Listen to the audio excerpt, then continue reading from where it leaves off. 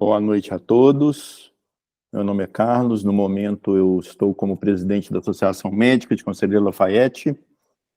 Quero agradecer a presença de todos que estão aqui conosco, chegaram pontualmente. Muito obrigado.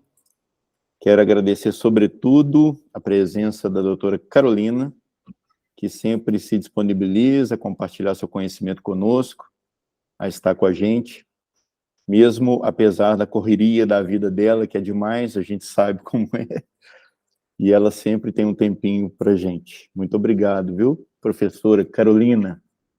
Para quem não a conhece, a doutora Carolina Ali Santos é infectologista, sua formação foi na FEMIG, ela está no curso de mestrado da UFOP, é professora do Departamento de Clínica Médica de Adulto da UFOP, atua no ambulatório de infectologia e controle de infecção hospitalar aqui no município de Conselheiro Lafayette, e atua em Ouro Preto também, pelo que eu percebi, depois ela pode falar esse detalhe aí.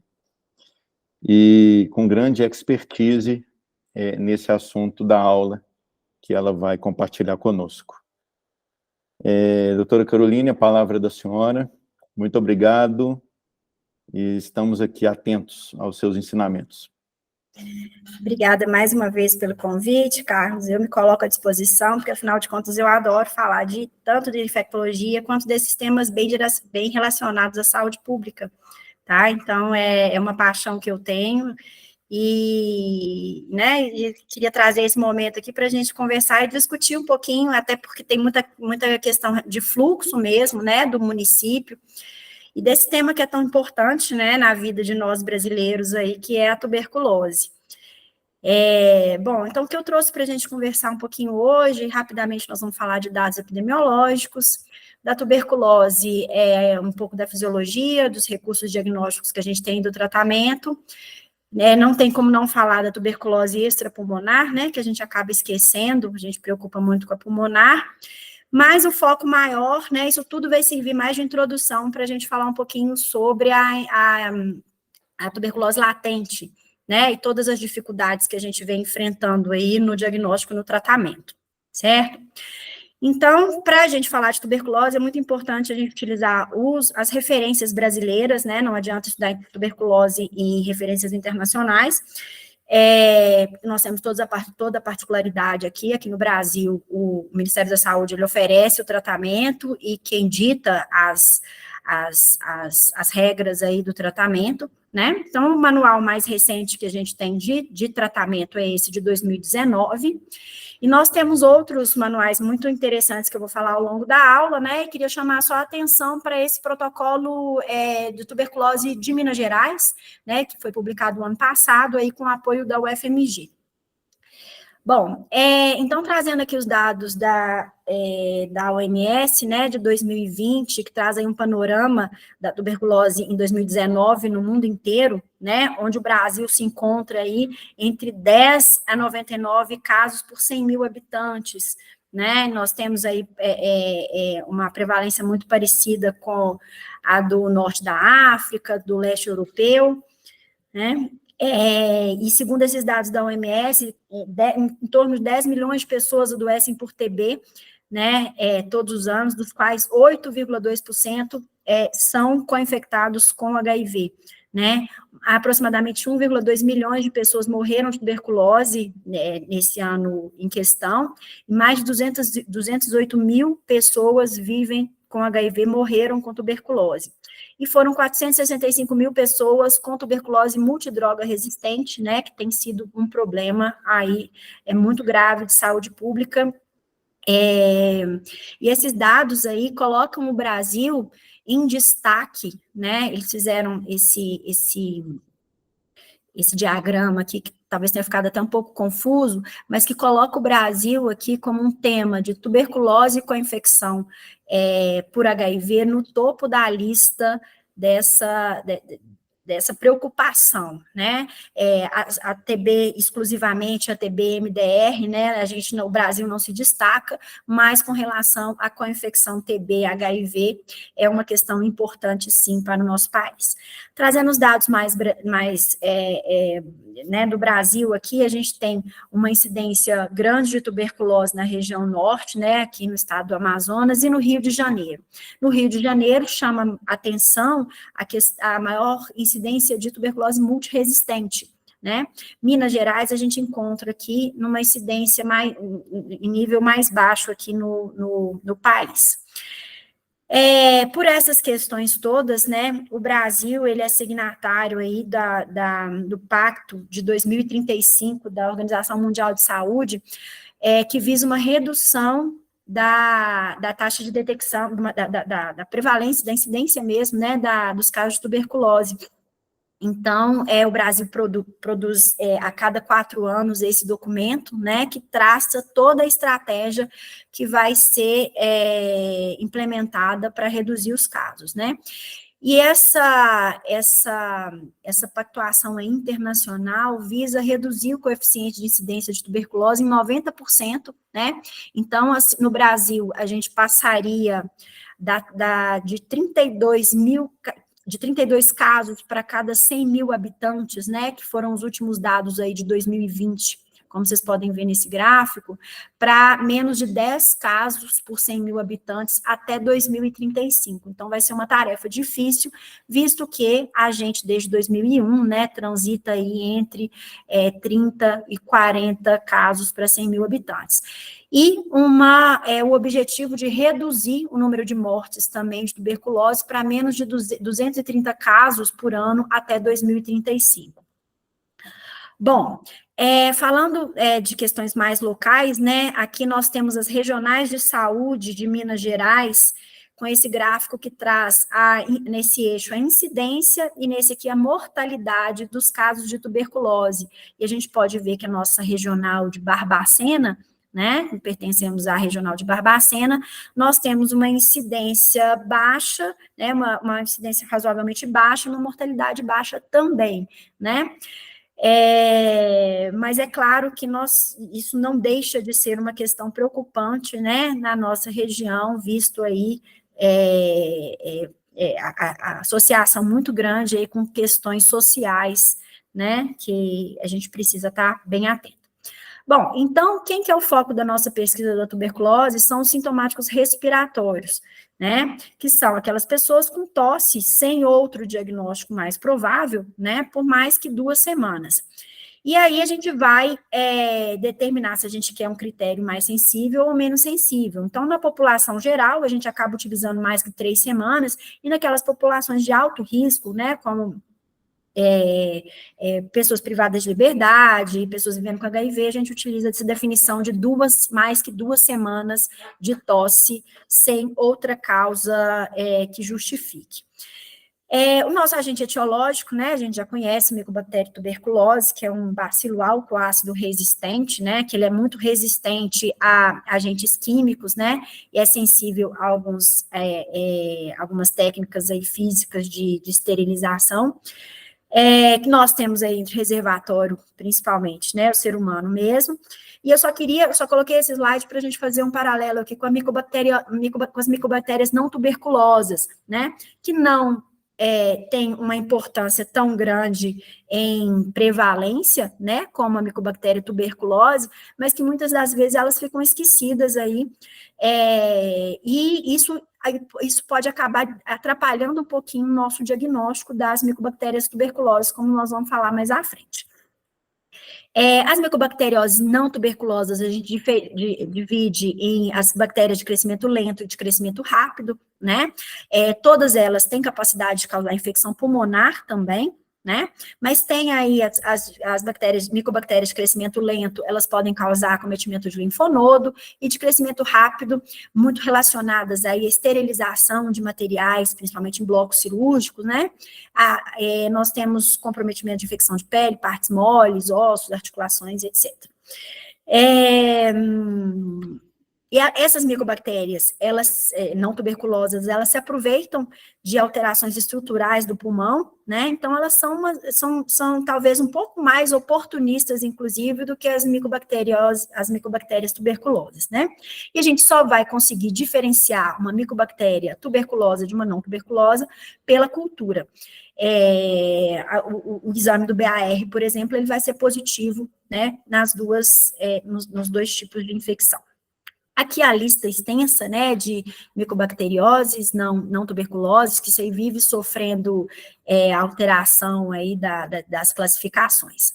Não tem como nós, profissionais de saúde, não falarmos da questão da transmissão e da prevenção da tuberculose, né, que a gente sabe que a transmissão acontece por vias respiratórias, dentro de partículas muito pequenas que são produzidas quando a gente fala, quando a gente tosse, por isso a gente considera que a transmissão é por aerossol, né? E aí, hoje nós estamos muito familiarizados com a questão da máscara N95, aí por causa das questões da Covid, mas acreditem, antes da Covid, a gente não tinha uma disponibilidade tão grande dessas máscaras assim, né? Hoje, felizmente, a gente tem essas máscaras estão mais disponíveis nos serviços, e eu espero que isso continue. Tá?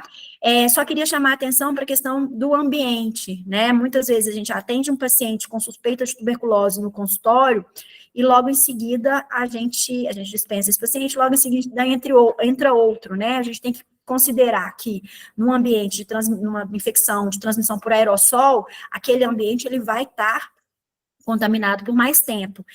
Não tem um tempo aí de segurança, mas a gente orienta que esse ambiente fique isolado por pelo menos 2 horas, tá? Então, lá no Centro de Promoção da Saúde, a gente tem esse cuidado de atender um paciente com suspeita de tuberculose, suspeita ou quase confirmado na fase bacilífera, a gente isola aquele consultório e vai trocando de consultório para não expor aí outros pacientes que venham depois, né? Uma questão importante que eu estou falando aqui eu queria falar um pouquinho da fisiopatologia para a gente conseguir chegar lá no tratamento, lá na infecção latente, né, que nós vamos falar mais à frente. Então, para isso, eu tenho que passar por esse slide mais complexo aí, que é o que vai dar a ideia para a gente por que tem pessoas que adoecem e pessoas que não adoecem, e o que a gente pode fazer para essas pessoas que têm o bacilo no organismo não adoecer. Então, primeiro a gente parte lá da exposição, né? Entramos em contato com o bacilo de Koch. Essa prima infecção, 2 a 3 semanas depois da infecção, a gente já faz uma reação de hipersensibilidade, nós induzimos, né, a nossa imunidade aí, e a partir da ativação da apresentação de antígeno, da ativação de macrófagos, que envolve toda aquela cascata de citocinas, nós vamos formar o nosso nódulo de Ghon, né, que um aglomerado de granulomas. Isso acontece no pulmão, né, que é justamente a porta de entrada da nossa micobactéria. Esse nódulo de Ghon, né, quando ele se associa a um linfonodo alterado e uma linfangite, né, e um linfonodo, a gente considera como complexo de Ghon, né. A partir do momento que eu formei o complexo de Ghon, se eu formei ali esse granuloma, né, e aqui a gente tem, inclusive, a participação, né, entre outras citocinas, de outros mediadores, do TNF que mantém aquele granuloma ali controlado, né. Então, se esse indivíduo consegue formar esse granuloma e manter esse quadro localizado, né, então a gente considera que a imunidade dele bloqueou esse complexo primário, essa infecção, ela vai entrar na fase de latência, esse indivíduo, ele pode nunca adoecer, tá? Em algum momento da vida desse indivíduo, se essa imunidade não consegue mais conter esses granulomas, ele pode vir a desenvolver a forma da tuberculose pós-primária, né? Ele pode também, nesse momento, se reinfectar e formar manifestar na forma de tuberculose pós-primária, que é aquela forma mais comum que a gente está habituado, onde forma caverna, né, onde esse indivíduo vai ter os sintomas típicos, né? Bom, se do complexo primário a imunidade dele não é capaz de bloquear esse complexo, a gente vai ter uma disseminação disso aí, que pode ser por contiguidade, pode ser uma disseminação para outros linfonodos, né? E pode ser uma disseminação hematogênica. Então, essa forma aqui, que não foi contida pelo meu sistema imunológico, a gente chama de tuberculose primária, né? Então, a gente divide a tuberculose em primária e pós-primária. Na prática, isso não faz diferença, porque o tratamento vai ser o mesmo, né? Mas eu só gosto de chamar atenção para que a tuberculose, ela pode manifestar de outras formas, né? Não necessariamente vai ser naquela forma lá, tuberculose cavernosa que a gente está acostumado. Então, eu vou falar mais à frente que tem várias alterações nos exames de imagem do pulmão que podem, sim, ser sugestivas de tuberculose. Então, aqui só para trazer umas imagens, né, do complexo, uma peça anatômica, mostrando o complexo primário, né, com o meu nódulo de Ghon aqui na periferia, um linfático, uma linfangite aqui, e um linfonodo hilar alterado. Aqui a gente tem, né, o brônquio principal, aqui está a carina, mostrando aí o meu complexo primário. Lá, né, que eu falei na disseminação, na forma DTB primária, com disseminação do foco pulmonar, a gente pode ter uma pneumonia por tuberculose, né, que não dá para a gente diferenciar de uma pneumonia bacteriana típica.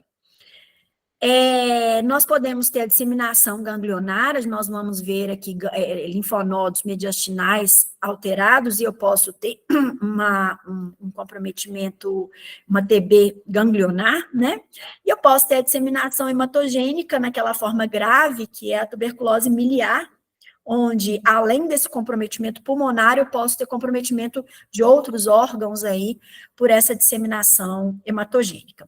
Já na minha forma pós-primária, né, a gente vai ver lá, se esse indivíduo vier a adoecer, a gente pode ver uma caverna com paredes espessas, né, com parede espessa, aqui mostrando aí uma caverna em atividade na tuberculose pós-primária. Então, na tuberculose pós-primária, quais que seriam sintomas típicos, né? Quando que a gente vai suspeitar da tuberculose? Naquele quadro que a gente já conhece, né? De tosse, que pode ser produtiva ou não, com ou sem hemoptóicos. Tem muitas pessoas que acham que a tosse da tuberculose tem que ser uma tosse produtiva com hemoptóicos. É óbvio que não tem essa obrigatoriedade, né? A febre vespertina, uma febre baixa, manhosa, que aparece quase que com o horário certo, seguido da sudorese noturna e emagrecimento. Quanto mais tempo se passar, né, do início do quadro, mais típicos vão ficando os sintomas. Aqui em Ouro Preto tem um caso interessante que eu atendi certa vez, que foi uma menina que morava numa república e ela dividia o quarto com uma outra menina. Essa colega dela, ela teve uma tuberculose, com o diagnóstico foi muito difícil, foi muito arrastado, ela ficou muito tempo até ter o diagnóstico. Então, essa colega, quando ela completou exatamente 2 semanas de tosse, ela procurou atendimento médico e com 2 semanas ela foi diagnosticada com uma tuberculose típica. Foi o quadro mais rápido que eu já vi. Então, nesse caso, ela não teve emagrecimento, ela tinha tido poucos dias de febre, poderia muito bem ter se passado como uma pneumonia bacteriana típica, né? Acho que foi o quadro mais rápido de tuberculose que eu acompanhei aí. Bom, o que mais? Quando que a gente vai suspeitar aí, né? Meu foco não é muito criança, mas só vamos lembrar aqui, né, que crianças aí menores de 10 anos, com pneumonias arrastadas, que não melhoram com antibiótico, ou melhora, mas não melhora consideravelmente, a gente tem que pensar em tuberculose. Recém-nascidos de mães, né, sabidamente, com tuberculose ativa, a gente vai pensar em infecção congênita, e nos contatos intradomiciliares, que vai ser extremamente importante a investigação da criança, se a gente tem um bacilífero em casa. Adolescentes e adultos, né, como eu já falei, naquele quadro mais típico de tosse por mais que 2 semanas, ou com alterações nos exames de imagem, raio-x, UTC de tórax, que aí vão alterações diversas, né, desde a caverna de parede espessa, até nódulos centrobulares, confluentes, consolidação, espessamento de parede brônquica, árvore em brotamento, que seria a alteração mais característica da tomografia, mas a gente vai ver que nem sempre a gente vai ter todas essas alterações. E sinais e sintomas que não são esclarecidos, né, por outras infecções, pode entrar aí num diagnóstico diferencial das febres de origem determinada, né, com febre, astenia, emagrecimento, sudorese e tosse. E a tuberculose extrapulmonar, quando que a gente vai pensar nisso, né, sendo que na nossa prática a gente acaba esquecendo? Trouxe esse slide mais antigo aqui, mas é o único que eu acho que mostra essa prevalência aí maior dos casos de tuberculose extrapulmonar, né? Foi uma avaliação feita em São Paulo em 1999, que mostra que a forma extrapulmonar mais frequente é a pleural, né? Lembrar que a tuberculose pleural a gente considera que ela é extrapulmonar, e seguida pela tuberculose ganglionar, depois meníngea, renal, óssea, miliar, disseminada, oftálmica, intestinal, cutânea e genital. Então, só para a gente lembrar que nós temos tuberculose em outros focos, em outros sítios, sim, tá? Tuberculose pleural, quando que a gente vai pensar? Quando esse paciente, né, principalmente um adulto jovem, tiver dor torácica, característica de dor pleurítica, né, com a tríade de astenia, emagrecimento, anorexia, acontece em torno de 70%. Esse paciente, ele pode ter uma tosse seca, né, e não é tão comum, né, mas quanto mais passar o tempo, ele pode evoluir com dispneia. O diagnóstico vai ser feito pelo líquido pleural, preferencialmente pela biópsia de pleura, né, que nem sempre a gente vai conseguir aí, principalmente, e vamos fazer as pesquisas, né, nesse líquido, nessa biópsia. A tuberculose ganglionar, quando que a gente vai pensar? Num paciente, principalmente jovem, que tem um aumento subagudo, indolor e assimétrico de cadeias ganglionares diversas, né, mas principalmente cervical anterior e posterior e supraclavicular. O diagnóstico a gente vai fazer, ou se a punção desse linfonodo não nos der os achados que a gente precisa, a gente vai precisar fazer uma biópsia excisional. A tuberculose meníngea, né, ela causa um quadro de meningite mais arrastado, né, subagudo ou crônico, diferente de uma meningite bacteriana típica. E nós podemos ter sinais de isquemia localizada, com cefaleia, irritabilidade, rigidez de nuca, nós podemos ter envolvimento de par craniano e pode também evoluir para hipertensão intracraniana. Felizmente, no imunocompetente, né, a tuberculose meníngea é mais rara, diferente da pleural e da ganglionar, mas, eventualmente, a gente se depara com uma TB meníngea. Ela vai ser muito mais comum para a gente na prática nas pessoas vivendo com HIV. A tuberculose renal, né, que é um diagnóstico difícil, quando que nós vamos suspeitar? Principalmente naqueles pacientes que têm alterações urinárias, né, em que a gente não consegue evidenciar bactéria, aquelas bactérias, enterobactérias, né, típicas causadoras de infecção urinária, né, e a gente tem que lembrar da tuberculose renal. A tuberculose óssea, ela pode acometer aí coluna vertebral, né, que é conhecida aí como mal de Poe, articulação coxofemoral, joelho, pode acontecer em jovens também, né. O diagnóstico também é difícil, porque esse paciente ele pode ter dor por um tempo mais arrastado, ficar como outro diagnóstico, e só quando ele começar mesmo a ter destruição óssea, que a gente vai acabar pensando em tuberculose óssea. Bom, estamos falando um pouquinho do diagnóstico, por enquanto nós estamos falando do diagnóstico da tuberculose doença, né, não é ainda da forma latente. O que a gente tem? Nós temos o tradicional BAR, a pesquisa de BAR, né, a pesquisa do bacilo álcool ácido resistente, que a gente chama de escarro, BAR no escarro, que ele tem uma sensibilidade muito baixa, em torno de 40% a 65%.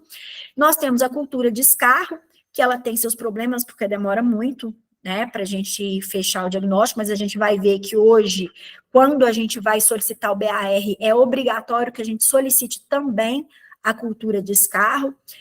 O PCR em vários espécimes, no escarro em vários espécimes, ele tem uma acessibilidade e uma especificidade alta, mas é um exame caro para a gente acaba utilizando muito no diagnóstico da tuberculose extrapulmonar.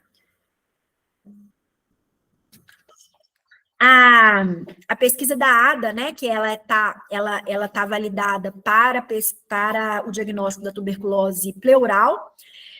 E aí, o que eu gostaria muito de destacar hoje é o teste rápido molecular, que a gente chama de TRM, né, que tem uma sensibilidade e uma especificidade muito altas. Todos esses exames, exceto a ADA, né, a gente pode fazer no escarro espontâneo, no escarro induzido, na broncoscopia, no escarro colhido pela broncoscopia, no BAL, né. O BAR, eu queria só chamar a atenção, que é um BAR negativo, a primeira coisa que a gente tem que olhar no laudo é se essa amostra ela é representativa de vias aéreas inferiores, né? Muitas vezes eu vi colegas descartando o quadro de tuberculose porque o BAR era negativo, mas hoje a maioria dos laudos, eles não mostram se essa amostra foi ou não foi significativa de vias aéreas inferiores. Para ser significativa, a gente tem que ter menos que 10 células epiteliais e mais que 25 leucócitos por campo. Além disso, pode ter a presença de macrófagos alveolares, né? Bom, em algumas situações, né, o BAR vai ser negativo e aí a gente vai precisar também realizar a cultura, como eu vou falar mais à frente. A cultura de escarro, bom, eu queria chamar a atenção aqui, gente, com relação ao diagnóstico, porque é um conceito, a gente ficou muito tempo, até a vinda do teste rápido molecular, com um conceito que a gente utilizava para o diagnóstico da tuberculose, mas esse fluxograma de diagnóstico, ele mudou, tá?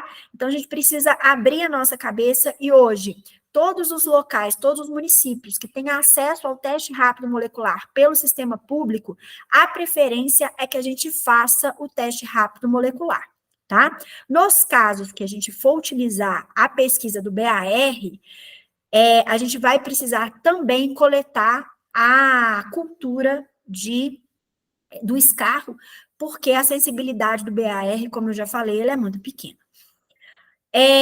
A cultura, ela tem alguns, ela vai ser importante, principalmente naqueles indivíduos que são paucibacilíferos, né, nas crianças e nos imunossuprimidos, tá?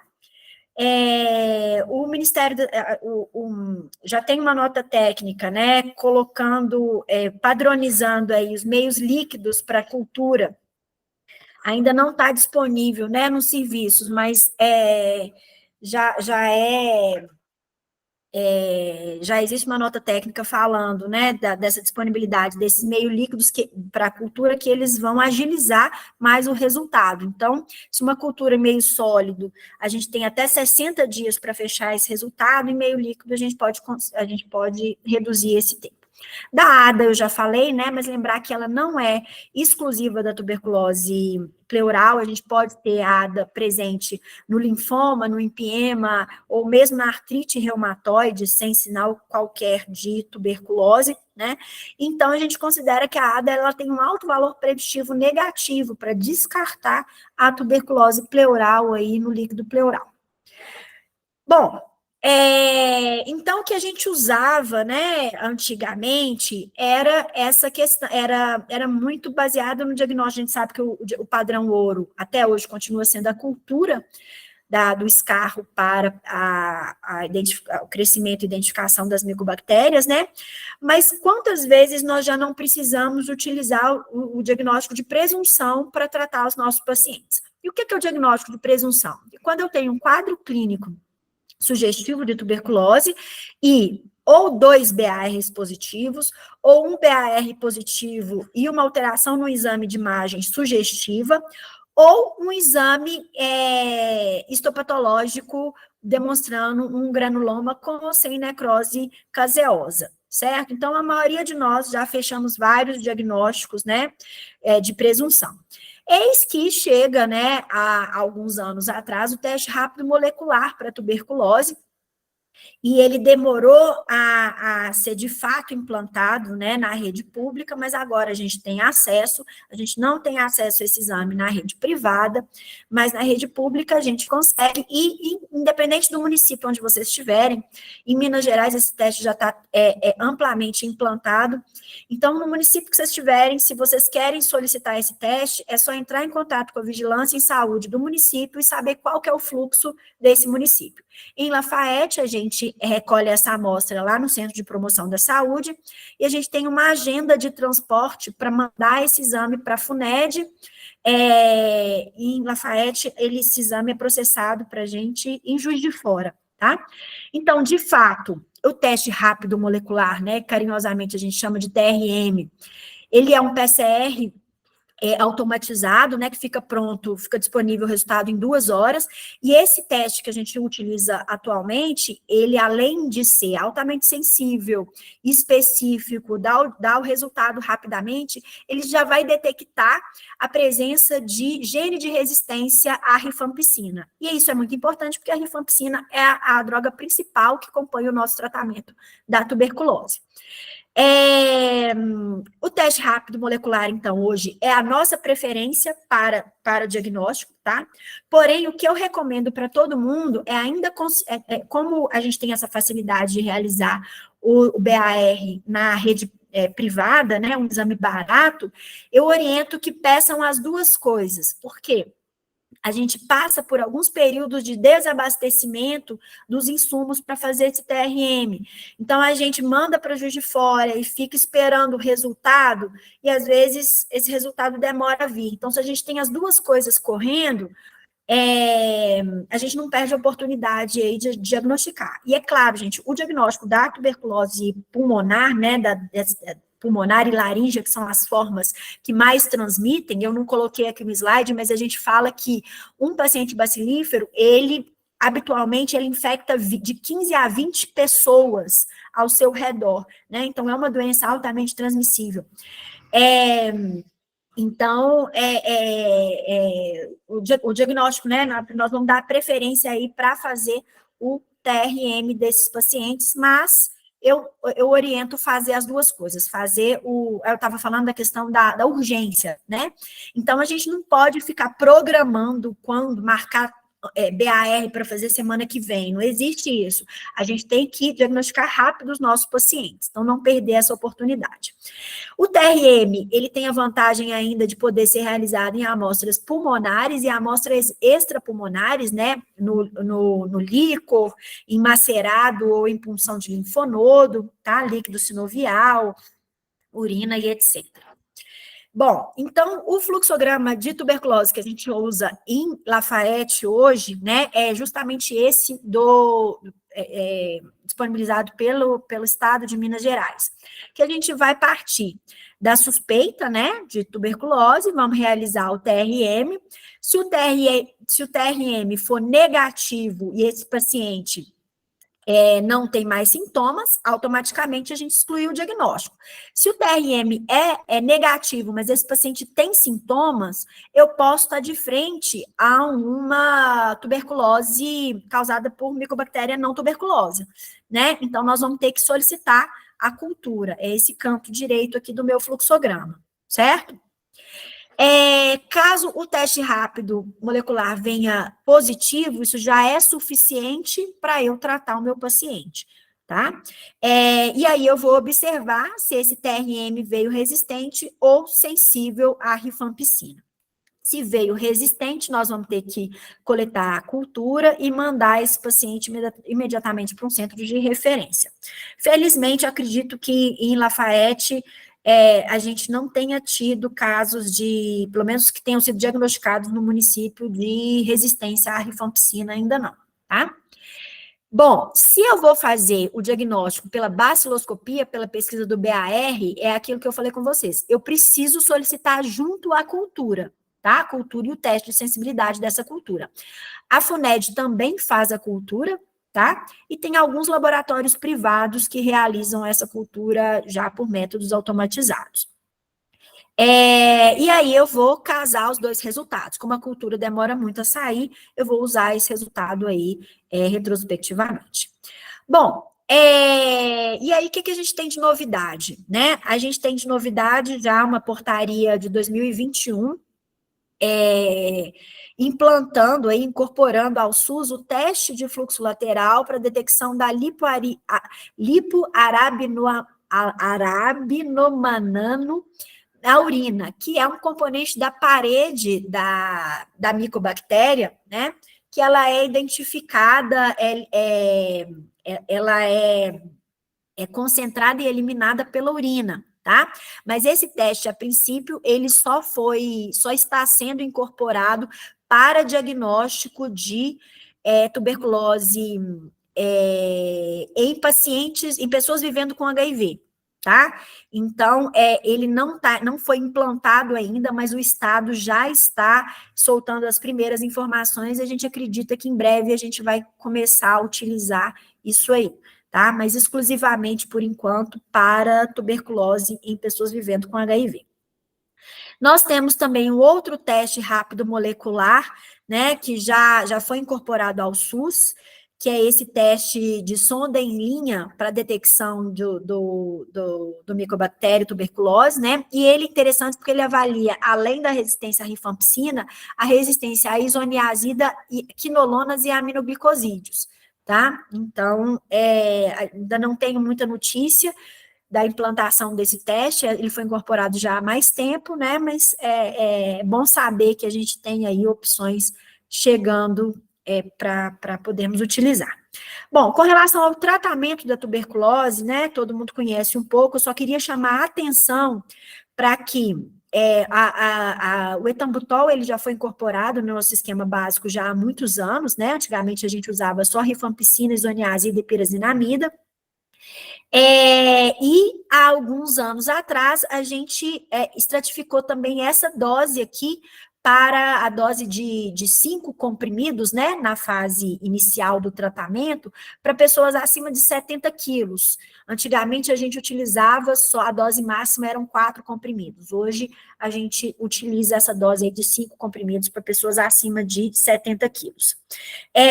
Nós temos aí a fase inicial, né, de 2 meses, que a gente utiliza as 4 drogas, seguido de 4 meses de somente rifampicina e isoniazida. Para criança, para TB, meningoencefálica e osteoarticular, a gente estende o tratamento para 12 meses, tá? Para criança, a gente não utiliza o etambutol, e os tratamentos em Lafayette, eles são, esse tratamento ele é centralizado no Centro de Promoção da Saúde, né? Apesar do Ministério da Saúde orientar que aqueles pacientes que não têm grandes comorbidades, que estão tolerando bem o tratamento e que não fazem reação adversa ou fazem reações adversas menores, eles podem ser acompanhados na atenção primária, né? Então, aqui só para lembrar das reações adversas menores, reações adversas maiores, que aí sim iria para o especialista, né? Mas em Lafayette, como a gente ainda dá conta, a gente centraliza tudo no centro de promoção. Esse slide aqui eu gosto de colocar só para chamar a atenção que, apesar do nosso tratamento básico ser feito com rifampicina, isoniazida, pirazinamida e etambutol, nós temos outras drogas que, inclusive, são utilizadas para o tratamento da tuberculose multiresistente e que têm um efeito tuberculostático.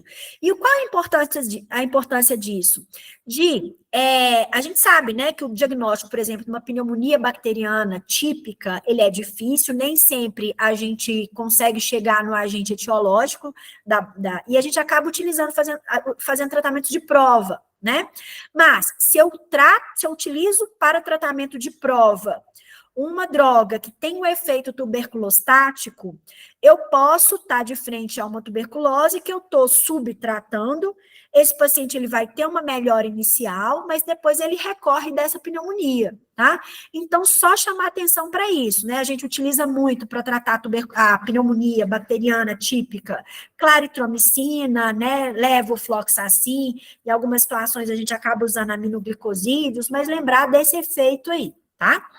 E em 2022 nós tivemos uma nova droga incorporada, né, que foi aprovada aí pelo Conitec, que é a delamanida, que ela vai ser utilizada para tuberculose multiresistente. Bom, então, faz parte da nossa estratégia lá, né, que eu falei que o Brasil tem uma estratégia de redução aí da incidência do número de casos de tuberculose. Faz parte dessa estratégia a busca ativa dos infectados, né? Então, vamos voltar lá naquele slide inicial que eu mostrei, né, que aquele indivíduo que foi exposto, ele pode ter o seu complexo primário bloqueado pela imunidade nesse ponto aqui, né? Então, nessa situação, é a nossa definição de tuberculose latente. Esse indivíduo, ele tem o bacilo no seu organismo, mas a sua imunidade está dando conta de segurar, de bloquear essa infecção. Mas até quando a gente não sabe, né? A gente entende que desde que ele foi exposto, o risco maior é de adoecimento nos primeiros 2 anos. À medida que esse tempo vai passando, o risco de adoecimento é menor, mas em algumas situações a gente tem, principalmente nas situações em que ele está exposto a uma imunodeficiência celular, ele pode ter uma reativação desse complexo primário e vir a manifestar uma tuberculose pós-primária, né? Bom, então, qual que é o risco desse indivíduo que tem uma infecção latente desenvolver uma tuberculose doença, né? Esse slide é bem bacana, que ele traz um resumo aí de vários artigos e traz o risco relativo, né, estimado aí de um paciente com AIDS de ter tuberculose doença, que é em torno de 110 a 170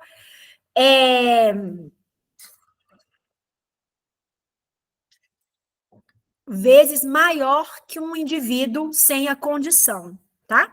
Já um indivíduo portador do HIV que não desenvolve AIDS, o risco cai aí quase que pela metade, né? Transplantados, nós temos um risco de 20 a 70 vezes maior do que a população geral, silicose, insuficiência renal em diálise, um risco de 10 a 25 vezes maior do que a população geral, indivíduos contactantes próximos de bacilíferos, eles têm um risco 15 vezes maior de ter tuberculose do que um indivíduo sem contato, né? Como eu falei, principalmente aqui nos 2 primeiros anos desse contato.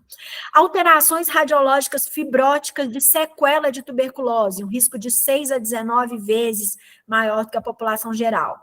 Uso de inibidor de TNF-alfa, 1,7 a 9 vezes maior do que a população geral. Uso de corticoide maior do que 15 miligramas de prednisona por 1 mês.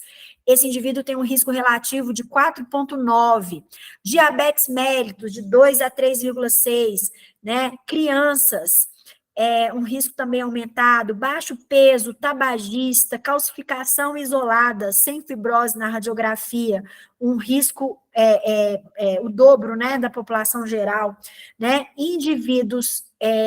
bom, enfim, então, assim, isso mostra pra gente aqui no nosso topo da nossa lista que as pessoas vivendo com HIV, elas têm um risco muito maior do que a população geral, né, de ter tuberculose doença, e justamente isso é que determina que todos os pacientes com diagnóstico de tuberculose têm que seguir o caminho inverso, eles têm que ser investigados, né, eles têm que realizar exame de HIV para a gente ver se esses pacientes são co-infectados, tá? Então, isso aí faz parte, inclusive, lá na notificação de tuberculose, a gente tem que registrar se a gente solicitou ou não exame de HIV para esses pacientes. Então, baseado nisso, nós temos as indicações de investigação de infecção latente pela tuberculose, né? As orientações brasileiras, elas diferem um pouquinho das orientações da OMS, tá? Então, nós temos aqui uma lista grande de indicações, né? E em algumas situações, a Organização Mundial de Saúde ou não recomenda ou não menciona. Bom, e aqui eu queria chamar a atenção para puxar a sardinha aí para o lado do Carlos, né? Que é a questão dos imunobiológicos, que eles, como vocês viram, né? O risco relativo é maior de tuberculose, doença no paciente utilizando o imunobiológico do que na população geral, o que justifica a gente fazer de rotina, né, essa investigação antes de introduzir um inibidor de TNF-alfa. Os imunobiológicos, né, imunobiológico é um termo geral que inclui, inclusive, vacinas, né, no caso, nós estamos falando aí desses biológicos que são utilizados aí contra alvos específicos, né, que vão bloquear essa inflamação de uma forma muito específica e que têm sido muito utilizados principalmente artrite reumatoide, mas em outras doenças autoimunes, né, também. A gente precisa diferenciar, dentro desses biológicos, os inibidores do TNF-alfa, daqueles biológicos que utilizam outros mecanismos, né, como abatacept, rituximab e tocilizumab, mas o que a gente vê, né, quando a gente vai falar de risco de tuberculose, eles acabam colocando aí todas as drogas mais ou menos no mesmo saco aí, né, de investigação. Mas a gente sabe que essas drogas que utilizam outros mecanismos que não o TNF-alfa, o risco é significativamente menor. Então, vamos falar um pouquinho da ILTB propriamente dita, né, que é aquela condição em que o paciente ele está infectado pela micobactéria, mas ele não tem doença, né? Essas pessoas, elas podem permanecer saudáveis por muito, muito tempo, mas elas podem, em algum momento, vir a desenvolver doença e começar a transmitir isso. Como eu já falei, o risco é maior nos 2 primeiros anos, né? E ele vai diminuindo ao longo do tempo. Nós temos um protocolo do Ministério da Saúde de vigilância da infecção latente pelo Mycobacterium tuberculose no Brasil. A última edição foi de 2022, tá? Essa aqui é um pouco mais antiga, mas mudou muita coisa.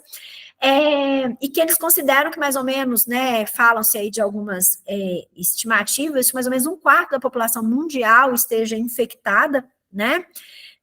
E como eu já falei, faz parte dessa estratégia aí, né, dessa meta até 2035, diagnosticar os casos de infecção latente e tratar esses indivíduos para que eles reduzam aí o risco de adoecimento, né?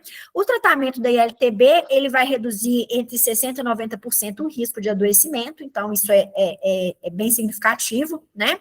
Antigamente o termo que a gente utilizava era de profilaxia, porque a gente sabe que é uma profilaxia secundária, né? Profilaxia primária para tuberculose seria o uso de máscara, por exemplo, eu vou evitar de me infectar. E a profilaxia secundária, eu estou evitando o adoecimento. E aí nós temos, né, aquelas tabelinhas lá que são... a gente vê em várias publicações do Ministério da Saúde, que são a definição de quando a gente precisa fazer o rastreio e quando a gente vai precisar tratar a ILTB, tá? Então, nós temos aqui, meu computador, ele está passando o slide aqui, sem a hora que eu clico no mouse. Então, aqui, inicialmente, nós temos aqueles indivíduos, né, em que a gente não precisa fazer a prova tuberculínica e nem o IGRA, né, nós vamos falar um pouquinho mais desses exames à frente, e já vou tratar de uma vez. Em geral, são as pessoas vivendo com HIV, com situações especiais, ou recém-nascidos. Aqui do outro lado, nós temos aqueles indivíduos com prova tuberculínica maior do que 5 milímetros, ou IGRA. Aqui já entra todos os contatos de bacilíferos, né, que residem aí, que tem um contato próximo, né, que a gente considera um contato maior do que 200 horas, dá um indivíduo bacilífero. Se ele tem um PPD maior do que 5 milímetros, a gente já vai tratar ILTB. Pessoas vivendo com HIV, com CD4 maior do que 350, ou uma alteração radiológica fibrótica sujetiva de sequela de tuberculose, ou indivíduos em uso de TNF-alfa, ou corticoide maior do que 15 miligramas de prednisona por mais de um mês, ou indivíduo em pré-transplante que vai necessitar aí de terapia imunossupressora. Então, nesse caso, nós somos bem rigorosos, uma alteração mínima da prova do PPD, a gente já indica o tratamento da ILTB. Para aqueles indivíduos, né, com uma prova tuberculínica maior do que 10 milímetros, em geral, são doenças estruturais aí do pulmão, outras questões, outras neoplasias, ou algumas comorbidades, como insuficiência renal, diabetes, baixo peso, indivíduos tabagita, ou calcificação isolada, né, tudo isso aqui que eu estou falando, vocês lembrem lá daquela tabela que eu falei do risco relativo, né? Que é justamente isso. À medida que eu vou aumentando o risco, eu vou sendo menos criteriosa no meu PPD, né? E as situações de conversão de PPD, que são aquelas situações que o indivíduo tem um PPD, um determinado valor, ou negativo, ou um determinado valor, e eu aumento em 10 milímetros esse PPD. Geralmente, quando repetido dentro de 2 anos, eu vou indicar o tratamento da ILTB. Nessa situação, chama atenção os profissionais de saúde, né? Principalmente, né, antigamente a gente fazia o PPD nos serviços de saúde para os profissionais, mas com essa escassez aí, o PPD não tem feito mais parte dos exames periódicos aí dos profissionais de saúde. Eu mesma fiz meu PPD, minha situação que aconteceu comigo foi muito inusitada, né, quando eu entrei na residência, eu fiz meu PPD, até porque eu queria aprender a fazer, e meu PPD deu não reator. 3 anos depois, saindo da residência, né? Não foi ninguém que me falou para fazer, né? Já não era mais obrigatório essa rotina, mas eu tinha esse conceito e quis fazer. 3 anos depois, né, de árduo trabalho aí junto a, principalmente, pessoas vivendo com HIV, né? E muitos tratamentos de tuberculose, meu PPD não só foi reator, como eu tive uma tuberculose eu enchi de pápula no corpo inteiro, de tão forte foi meu PPD. Então, como eu tive essa conversão, né, eu tinha a indicação de fazer o tratamento da ILTB. Então, no Brasil, dos tratamentos da ILTB, a maior parte são direcionadas a pessoas que tiveram contato com bacilíferos, né? Depois vem a indicação para pessoas vivendo com HIV, para pacientes em terapia imunossupressora, tá? Profissionais de saúde, de fato, a ILTB já não tem sido tão recomendada, provavelmente por essa questão que eu falei, dessa falta dessa pouca disponibilidade aí dos testes.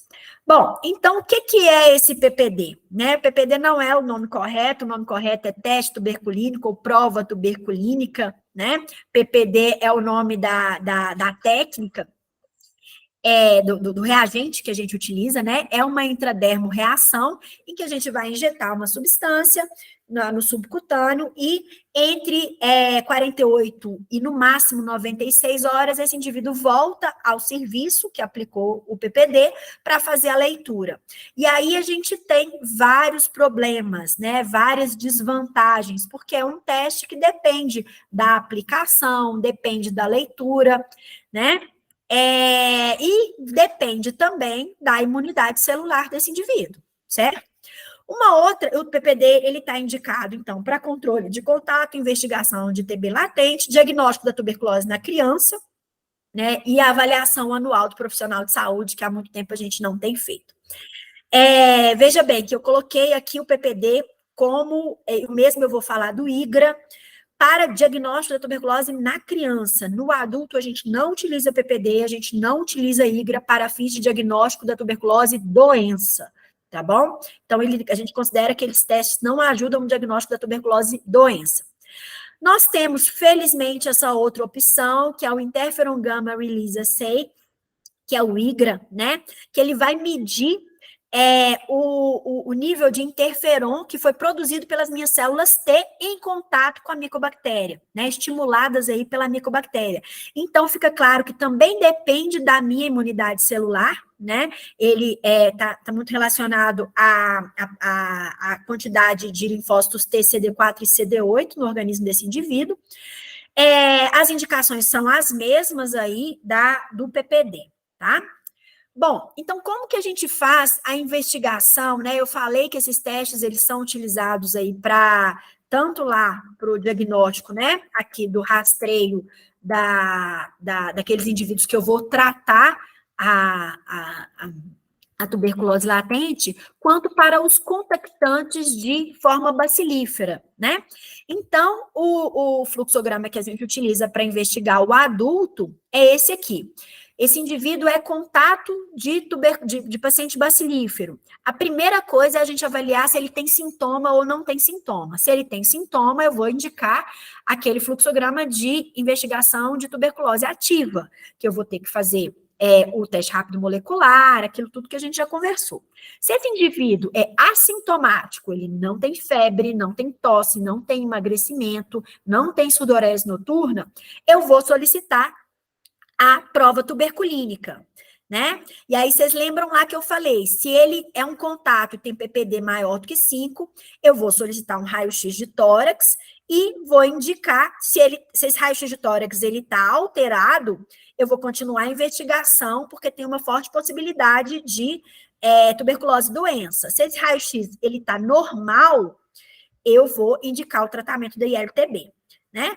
Num PPD menor do que 5, eu vou repetir em 8 semanas e aí vou tentar avaliar essa soroconversão, certo? Isso aí é na disponibilidade do PPD.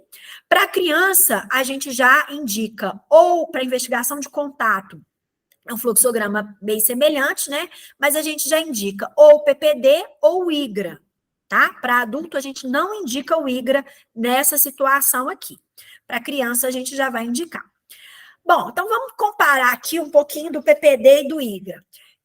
O PPD, ele tem, né, como eu já falei, ele é examinador dependente, ele pode causar uma sensibilidade em testes subsequentes. Então, cada vez que eu vou entrar em contato com o PPD, eu estou sensibilizando mais ainda o meu organismo. Né? Então, se esse indivíduo tinha inicialmente um PPD positivo, um PPD negativo, ele pode, à medida que eu vou fazendo, né? E, por exemplo, no profissional de saúde está indicado que a gente faça anualmente, né? Então, eu posso ir sensibilizando esse organismo ao longo do tempo. Ele tem uma baixa, nós vamos falar, ele pode confundir com a vacina da BCG, tá? Então, ele avalia a mesma...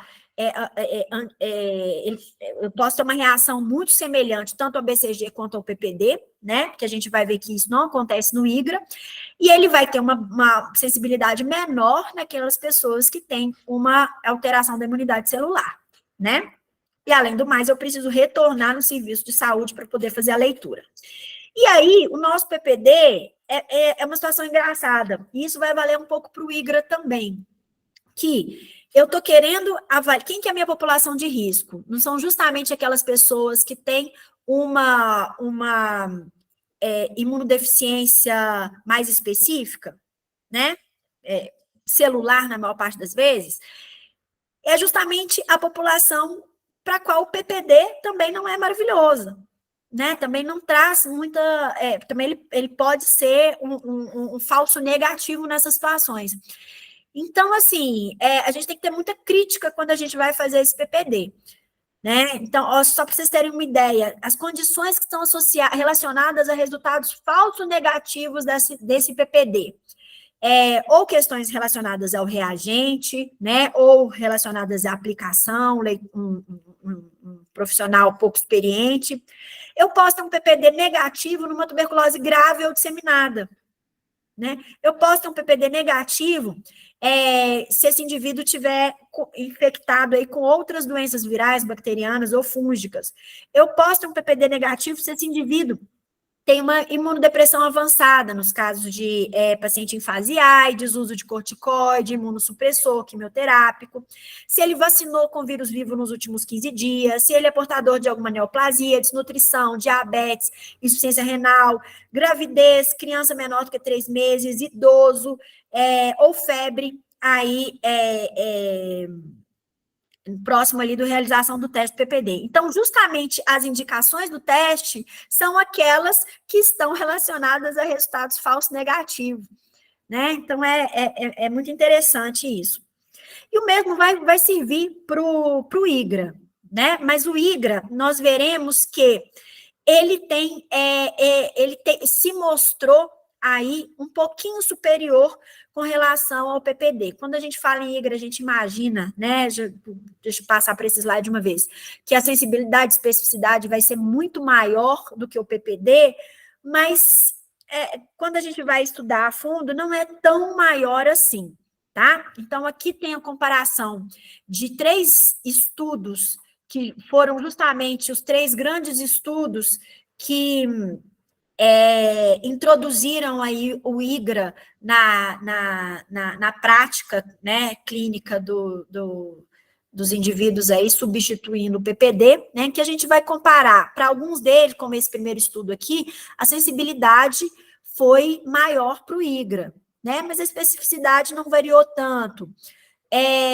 Já nesse estudo aqui, o PPD teve uma sensibilidade maior do que o IGRA. Nesse outro aqui foi um pouquinho maior apenas, né?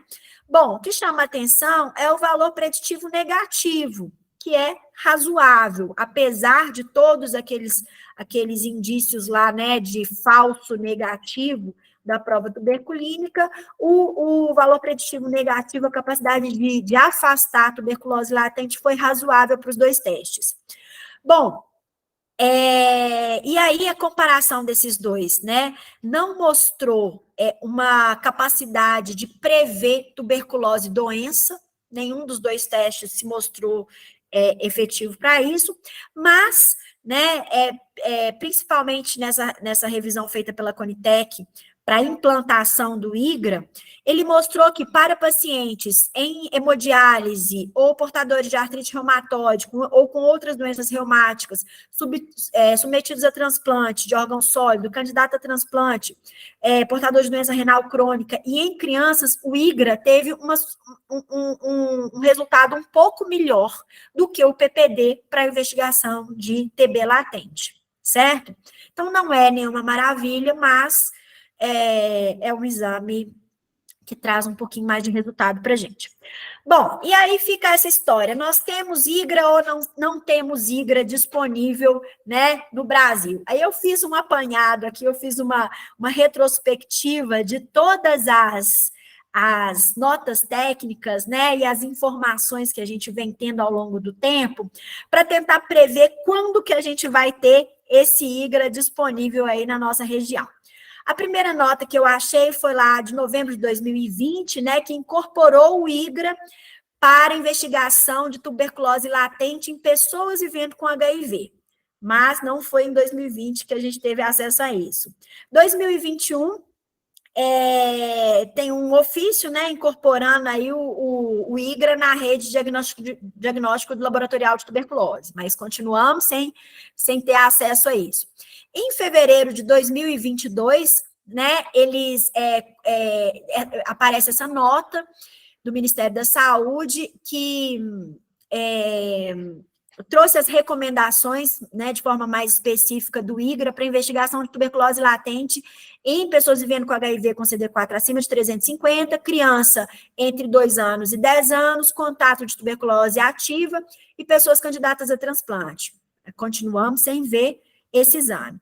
Dezembro de 2022, né, tem essa portaria que tornou pública a integração do IGRA no SUS, né, para investigação de ILTB em pacientes com doença inflamatória imunomediadas ou receptores de transplante de órgão sólido. Em julho de 2020, ficou fora da ordem aqui, julho de 2022 também nós tivemos a incorporação do IGRA, naquele sistema de diagnóstico, né, da criança, de tuberculose na criança, porque a gente utiliza de um score, né, que a pontuação se soma, mas em janeiro desse ano, a gente incorporou. Então, surge essa nota técnica, né, que disponibiliza o IGRA, para além daquelas outras indicações que já tinham, para os indivíduos candidatos ao uso dos imunobiológicos ou imunossupressores, né? Bom, mas a gente continua sem ter acesso a esse exame. Eis que em junho desse ano, o município de São Paulo se antecipou, né? E aí, não dependendo mais do Ministério da Saúde, o município de São Paulo já adquiriu o teste e utiliza aí para a investigação dos candidatos ao uso de imunobiológico. Em BH, o IGRA já está sendo utilizado para essas indicações, tá? Mas exclusivamente para os exames solicitados e realizados em Belo Horizonte. Então, na nossa GRS, em Barbacena, assim como no restante do estado, a gente não tem acesso ainda ao IGRA, tá? A minha impressão é que o sistema público está se organizando para que a gente possa, aí, em breve, disponibilizar esse exame para os nossos pacientes, tá? Então, eu acredito que esteja, agora sim, de fato, esteja próximo. Bom, e aí, nessa história aí, tem IGRA ou não tem IGRA, mais uma vez, a gente sofre pelo desabastecimento do PPD, né? E as últimas notas, elas não são muito esclarecedoras, elas só falam para a gente indicar o IGRA quando possível.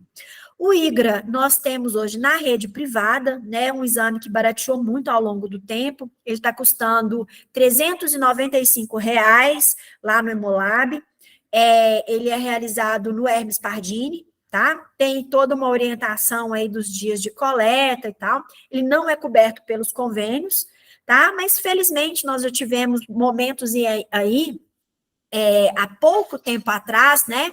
Tem alguns países, por exemplo, só para dar um exemplo para vocês, que alguns países, o estudante brasileiro que vai fazer intercâmbio nos Estados Unidos, algumas universidades lá solicitam, né, o IGRA para esses alunos procedentes aí de países em desenvolvimento, né? E aí tinha época que as pessoas tinham que ir a São Paulo para fazer esse teste, porque a gente não tinha em Belo Horizonte. Mas hoje já tem, está muito tranquila essa realização. A gente pode coletar aí por laboratórios grandes, né, que encaminham para os laboratórios de apoio, tá? Bom, e na falta do PPD, como é que nós vamos lidar com esses pacientes? Nós temos um grande desabastecimento que aconteceu em 2014, aí, talvez o mais duradouro. O Ministério da Saúde fez uma nota técnica orientando que na falta do PPD, aqueles indivíduos que fossem assintomáticos, menores do que 15 anos, contactantes de tuberculose bacilífera, né, que eles fossem automaticamente tratados para ILTB, e naqueles indivíduos com mais de 15 anos, que a gente avaliasse caso a caso. Então, o que a gente vai levar em consideração quando a gente está avaliando caso a caso, né? Isso talvez sirva aí para um paciente usuário de imunobiológico que não tem condição de pagar pelo teste, pelo IGRA, né? A gente vai avaliar se esse indivíduo teve contato com tuberculose bacilífera nos últimos 2 anos, se ele ele tem algum fator de risco, faz parte aí da população carcerária, se ele é usuário de droga, tem alguma outra condição que causa uma imunidade celular, uma alteração da imunidade celular, para a gente indicar isso, mas fora isso, realmente é muito difícil, né? Tem uma recomendação, né, na Sociedade Brasileira de Reumatologia, também um pouco mais antiga, que orienta que na falta de PPD, aqueles casos nos contatos de casos de, a gente vai tratar,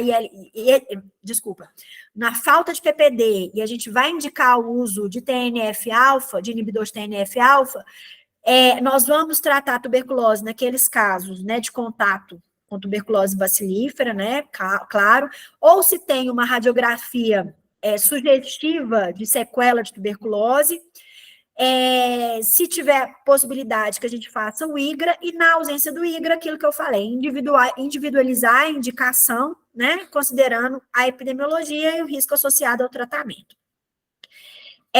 Só reforçar que, assim como o teste tuberculínico IGRA, ele não é utilizado para diagnóstico de tuberculose ativa, ele é só indicado do adulto para investigação de TB latente, né? E, como eu já falei, o IGRA já está implantado em BH. Bom, e para tratamento da TB latente, o que a gente tem? Por muito tempo, a gente só utilizava a isoniazida, e a isoniazida era a primeira escolha, né? E em casos específicos, a gente utilizava a rifampicina, mas hoje a nossa primeira escolha é a isoniazida associada à rifampicina, porque a gente conseguiu encurtar o tempo de tratamento e fazer dose supervisionada de todos esses pacientes.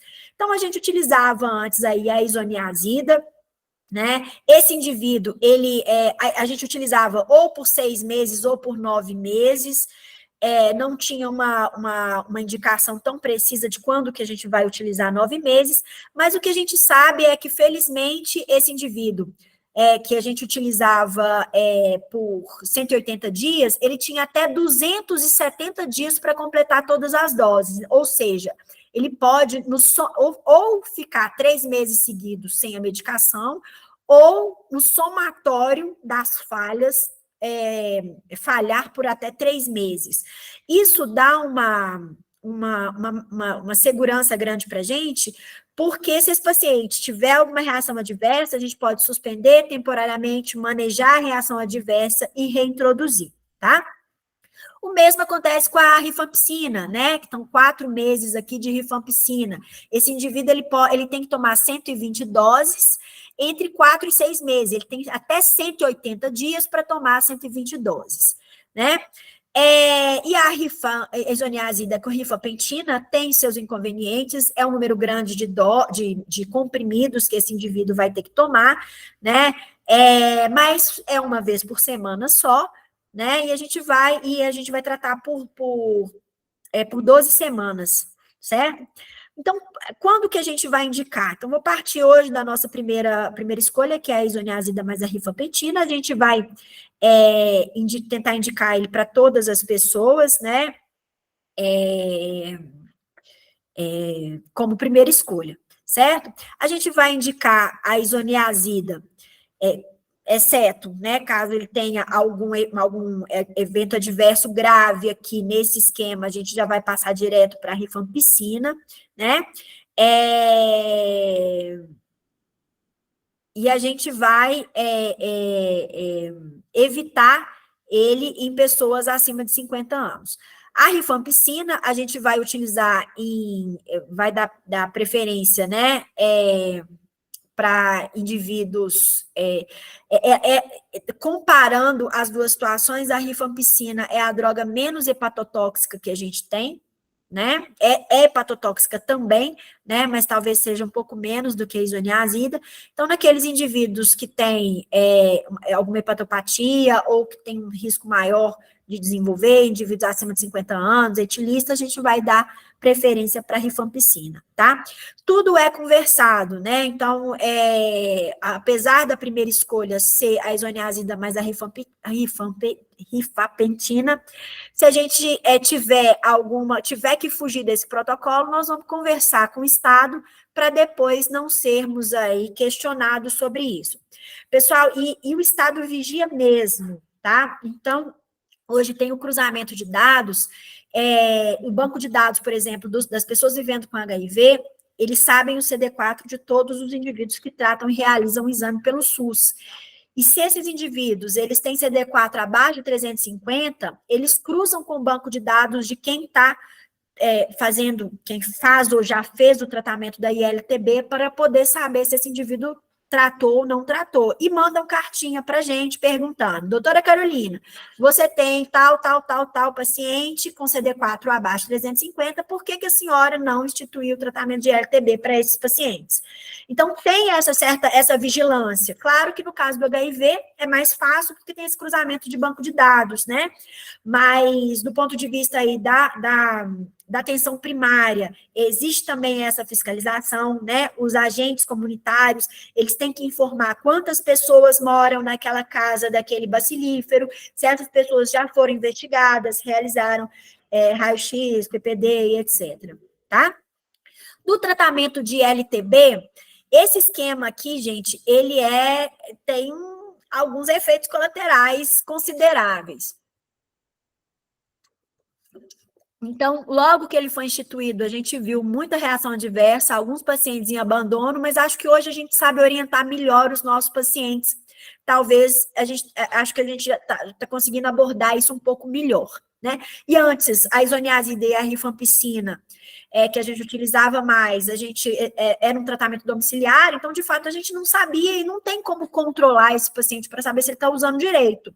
Agora, com esse tratamento, com essa dose supervisionada, fica até difícil saber se os pacientes estão tendo mais reação adversa agora, porque estão fazendo dose supervisionada ou não, né? Mas o que a gente tem de abandono de tratamento, a maior parte desses pacientes, eles fazem o tratamento completo, né? Isso aqui são dados do estado de Minas Gerais. Nós tivemos aí 4.000, isso aqui é o ano de 2020, tá? 4.000 casos de abandono de LTB. E aí, suspensão por reação adversa, no universo de 16.000 pacientes, apenas 355 pacientes abandonaram, tá? 91 transformou esse tratamento de LTB em tratamento de tuberculose ativa, tá? Então, assim, é um tratamento que dá para suportar e ele é curto. Tem alguns inconvenientes, né? Quando esse tratamento chegou para a gente ficou quebrando a cabeça, mas hoje é uma coisa que a gente não tem feito. Por quê? A isoniazida, ela tem que ser tomada, a orientação é que ela seja tomada em jejum. E a rifampicina, está até escrito errado aqui, ela tem que ser tomada junto com o alimento. E os dois são feitos no tratamento na dose supervisionada. Então, como é que nós vamos fazer, né? Bom, enfim, a gente não tem feito essa recomendação, mas isso está bem claro lá no protocolo do Ministério da Saúde, tá? Só para a gente terminar, algumas observações.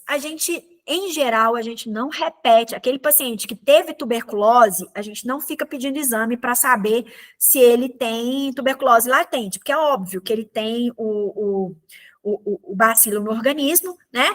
E ele já, com o tratamento que ele fez previamente, ele já reduziu o risco de adoecimento. Então, a gente não reinvestiga esse paciente, né? E uma vez tratado ILTB, a gente não trata de novo, a menos que esse paciente tenha se exposto tem uma exposição importante a um paciente, a um outro paciente, a um contato domiciliar aí de bacilífero. Tá? Fora isso, a gente não continua essa investigação. Só lembrar, tá, que no caso de isoniazida, eu acho importante falar isso, porque a gente vai, né, às vezes o paciente faz o tratamento da tuberculose no centro de promoção, mas ele vai controlar as suas comorbidades com outros médicos aí da região. Então, é importante lembrar que para combater a neuropatia causada pela isoniazida, a gente deve utilizar a piridoxina, tá? Esses pacientes com sinal de neuropatia ou desnutrido, alcoolista, doença renal crônica, diabetes, a gente já orienta de rotina, tá? Mas não tem problema a gente indicar para todo mundo. Com relação ao uso de imunobiológico, a recomendação é sempre a gente começar a tratar um mês antes de prescrever o imunobiológico, mas em casos aí de urgência, a gente pode iniciar junto, tá? Mas podendo tratar primeiro a ILTB antes de iniciar o imunobiológico é melhor. Então, só para a gente fechar, né, falei muita coisa aqui, não tem como falar de LTB sem falar de TB, então por isso que a aula ficou muito extensa, mas eu queria só destacar, então, para a gente concluir que A referência de tuberculose, para a realização do TRM, ele é sempre desejável, vai ser sempre importante na investigação da tuberculose doença, tá? E a nossa referência é o centro de promoção. Vocês não vão mandar o paciente para lá para coletar o exame, não, tá? Vocês vão entrar em contato com o centro de promoção, perguntar como que vocês fazem para mandar a amostra do paciente para lá, né, que a gente vai receber essa amostra e a gente encaminha para Belo Horizonte, claro, vamos precisar de alguns dados aí, fazer um cadastro desse paciente, tá? Atentar para aquela dose de tratamento de tuberculose que eu falei, né, que se a gente for consultar protocolos antigos, a gente não vai achar essa dose de 5 comprimidos para os pacientes com mais de 70 quilos, e isso é importante vocês saberem e nos ajudarem, porque à medida que esse paciente que está muito emagrecido por causa da tuberculose, à medida que ele vai recuperando o peso, ele vai mudando de faixa de dose de tratamento, né? Então, é importante a gente estar sempre monitorando isso. Vocês ficarem atentos aos pacientes com doença crônica que vocês acompanham, né? Vocês viram lá do risco relativo dos pacientes com diabetes, insuficiência renal, pneumopatas, tabagistas, usuários de corticoide, de desenvolver tuberculose doença a qualquer momento, né? Então, é importante no controle desses pacientes vocês estarem atentos aos sintomas de tuberculose, né? Em paciente de alto risco de tuberculose, atentar para a possibilidade também de micobacteriose não tuberculosa, tá? Essa micobactéria, ela utiliza também da imunidade celular para conter a infecção, então, paciente que tem risco de tuberculose, de micobactéria, de infecção pela micobactéria tuberculose, ele também tem um risco de infecção pela micobactéria não tuberculosa, tá? É importante aí vocês nos ajudarem na investigação dos casos de contato de tuberculose, tá? Atentar para as indicações de investigação de tratamento de LTB e nós, profissionais de saúde, estarmos atentos à nossa saúde também, né? Atentar aí para o uso do EPI, e para os cuidados com o ambiente. Eu acho que a máscara N95, ela veio para ficar, hoje está mais disponível, é muito importante, e a gente perdeu a vergonha, perdeu o receio, né, de utilizar máscara. Então, se eu estou atendendo um paciente que é um sintomático respiratório, eu peço licença, coloco a minha N95 até eu investigar o caso, tá? Eu não vou pagar para ver, né? Quantos profissionais de saúde, né, a gente topa aí, eu lembro desde a época de residência, que tinham alguns colegas residentes que trataram tuberculose doença, né? Como foi meu caso, que ficou muito nítida a exposição lá, com a minha conversão do meu PPD. Então, estarmos atentos à nossa saúde. Tá? Era esse o recado que eu queria dar. Desculpa se eu falei demais, mas é culpa do Carlos que me coloca para falar de uma coisa que eu gosto. Da próxima, você me coloca para eu falar uma coisa que eu não gosto. Ô, Carolina, é impossível te convidar para dar uma aula de algo que você não goste. Eu imagino que você deve ser daquelas viciadas em medicina e gosta de tudo. A gente só tem a agradecer, né, por ter tido a oportunidade de assistir uma aula tão completa, tão rica em detalhes, com tanto ensinamento. Isso nos ajuda muito, nos engrandece muito, e é só agradecimento mesmo. Eu abri o microfone de todos, alguém quer se manifestar, fazer alguma pergunta? Vamos aproveitar, doutora. Prometo que a gente não vai delongar muito, tá, Carolina? É só algumas perguntinhas mesmo, esclarecer. Então, como ninguém se manifestou, eu quero entender melhor uma questão que é com relação ao paciente com diabetes. Aproveitando que na sala temos endocrinologista, estou vendo aqui a doutora Isabela Lemos. O que faria o médico num paciente com diabetes tipo 1 ou tipo 2 fazer o rastreio da tuberculose latente? Porque, assim, eu como reumatologista, na artrite reumatoide, óbvio, eu estou para prescrever uma terapia imunobiológica, ali está a indicação para o rastreio da tuberculose latente. Mas num paciente com diabetes, eu fiquei com essa dúvida quando eu vi a sua apresentação e durante as leituras que eu faço a respeito do assunto. Carlos, isso não é uma pergunta fácil de responder, tá? Eu tenho muita dúvida com isso.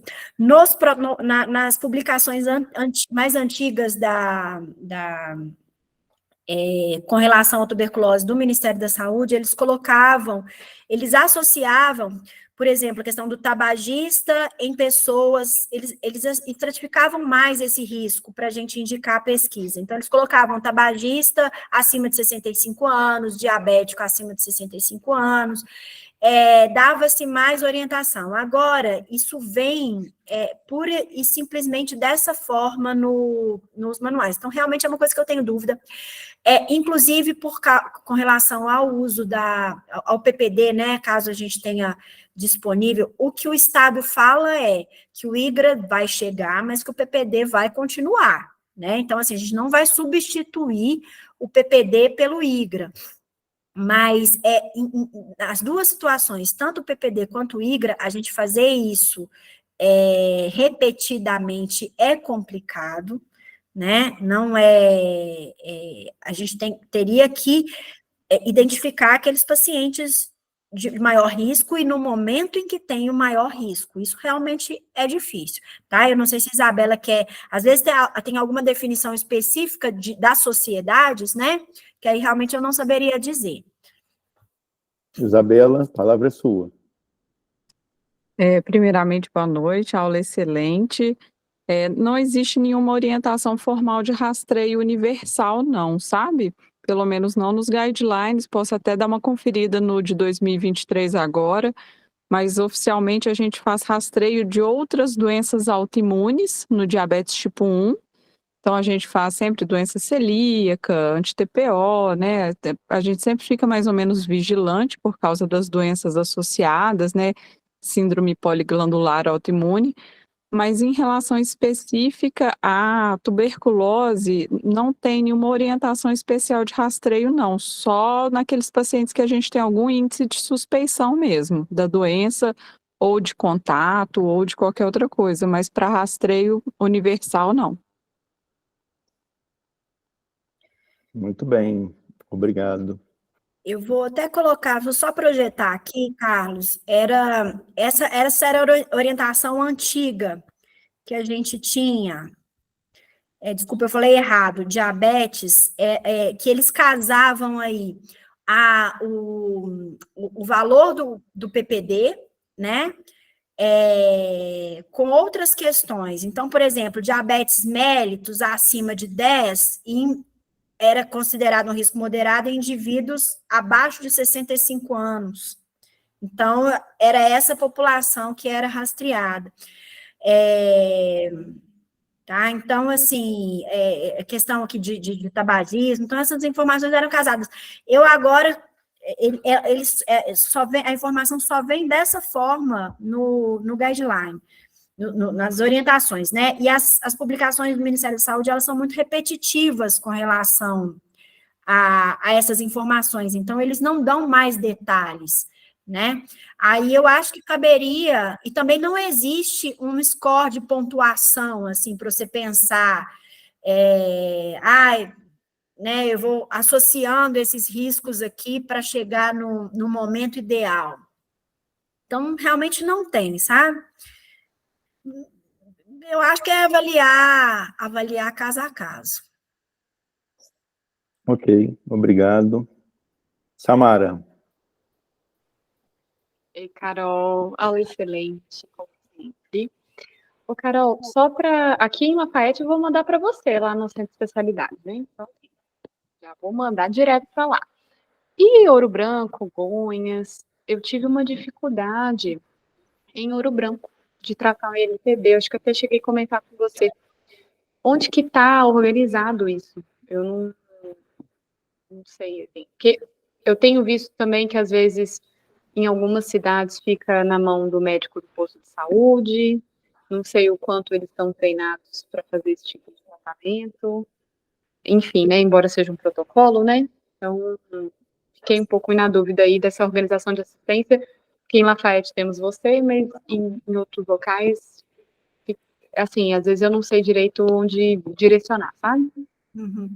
Ô, Samara, a primeira lição que eu dou para os meus alunos na Infecta é o seguinte: tenham sempre em mão o telefone da Vigilância em Saúde do local, que vocês tiverem. Seja lá no Cafundó do Judas que vocês vão, sempre tem um profissional de referência que desembola essas coisas todas. Porque é difícil para quem não está no dia a dia ficar sabendo desses fluxos, né? Essa informação do teste rápido molecular, eu acredito que seja nova para muitos profissionais, né? E assim, tem informação que não chega. Então, vale a pena ligar. Essas coisas são muito organizadas dentro do município. Já desde muito antigo, talvez os médicos mais velhos aí vão saber, vão concordar comigo, que o programa de tuberculose, eles sempre colocavam um médico de referência de tuberculose naquele município. Geralmente não era nem pneumologista, nem nada, era um clínico, né, que centralizava essas informações. E assim aconteceu para várias outras doenças de importância de saúde pública. Então, só que aí fica aquela coisa centralizada e essas coisas não são divulgadas. Então, é importante a gente ligar. Eu não sei qual que é o fluxo em Ouro Branco, eu sei em Ouro Preto. Em Ouro Preto, ele é muito parecido com Lafayette. A gente tem um dia de coleta, um local, um laboratório público, né, que recebe as amostras. Essas amostras elas podem ficar refrigeradas para serem encaminhadas em até 72 horas para a FUNED, né? A diferença é que em Ouro Preto a atenção primária ela está muito bem estruturada. E a nossa preferência, inclusive, é que esses pacientes sejam acompanhados na atenção primária, porque é lá que vai ter toda a estrutura para investigação de contato, para correr atrás desse paciente, caso ele não compareça ao serviço, né? Eu não falei aqui, mas, inclusive, o tratamento da TB doença, a primeira recomendação, independente de classe social, de seja lá o que for, é que ele seja supervisionado, né? Que pelo menos uma dose semanal do tratamento da TB doença seja feita no posto. Então, em Ouro Preto, por exemplo, eu deixei de atender os pacientes na UFOP, que eu não tenho muito esse controle, e estou sempre encaminhando para atenção primária, tá? Em Lafayette, ele está centralizado, o centro de promoção dá conta, porque felizmente não são tantos casos assim, e quando a gente precisa, a gente aciona o PSF para fazer o resto. Porque isso, gente, a gente tem que comunicar mensalmente que o paciente está vindo, a gente faz as comunicações em todos os âmbitos, né? A gente comunica que esse paciente está comparecendo, que está aderindo ao tratamento, é uma questão de saúde pública importantíssima, né? Eu não sei se vocês já presenciaram um paciente tratando tuberculose multiresistente, mas é muito difícil, né? São drogas extremamente cheias de efeito colateral. Tem situações que o paciente às vezes tem que ficar internado 1 ano, 2 anos para tratar tuberculose multiresistente. Então, a gente não pode deixar que isso chegue a esse ponto. Bom, então, assim, em Lafayette, a atenção primária eu sei que deixa um pouco a desejar, né? Mas o centro de promoção dá conta direitinho. E para solicitar o teste, eu oriento sempre que vocês entrem em contato com a vigilância do município, caso vocês queiram diagnosticar, né, e tratar, né, vocês podem tratar o paciente em consultório, não precisa ser um médico do serviço público, e aí entrar em contato para entender esse fluxo, tá? Ok. Alexandre Patrus. Tem que abrir seu microfone, meu caro. Isso, agora eu coloquei aqui.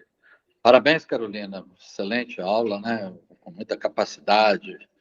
A gente já conhece você, já conhece a Samara também, que excelente clínica, né? Bom Tempo, não dispensa até comentários, né? Eu fui contemporâneo do Bom Tempo, e o Bom Tempo realmente, o QI dele é bem maior do que o meu, né? Nós somos contemporâneos, é realmente um cara fantástico. Eu tive uma paciente no posto de saúde, alcoólatra, sabe? Ex-etilista crônica, tabagista, continua sendo tabagista, e é uma paciente, assim, com uma história de vida, assim, muito, sabe? Com muito contato em rua, em botequim mesmo, sabe? E essa paciente fez um derrame pericárdio, e inclusive até mandei para Barbacena, uma vez que ela não estava com uma pericardite, mas ela não estava tamponando, mas ela estava tendo dor torácica por causa desse derrame pericárdio. E ela foi para Barbacena e depois voltou. Parece que ela fez essa propedêutica inicial lá e acabou que não teve nenhuma contrapartida disso depois.